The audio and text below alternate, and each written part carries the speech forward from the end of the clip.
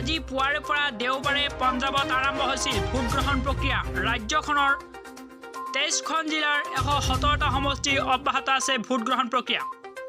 হয়, মই পুনৰবাৰ কৈছোঁ যে ৰাজ্যখনৰ 23খন জিলাৰ 117টা সমষ্টি অব্যাহত আছে ভোটগ্ৰহণ প্ৰক্ৰিয়া। ইফালে উত্তৰ প্ৰদেশতো আজি অনুষ্ঠিত হৈছিল তৃতীয় পৰ্যায়ৰ ভোটগ্ৰহণ।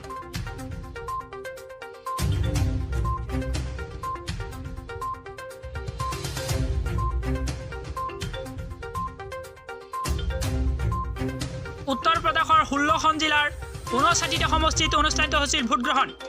উত্তৰ প্ৰদেশৰ তৃতীয় পৰ্যায়ৰ ভোটগ্ৰহণৰ বাবে প্ৰতিদ্বন্দ্বিতা কৰিছে উত্তৰ প্ৰদেশৰ তৃতীয় পৰ্যায়ৰ ভোটগ্ৰহণৰ বাবে প্ৰতিদ্বন্দ্বিতা কৰিছে 627 গৰাকী ভোটাৰে।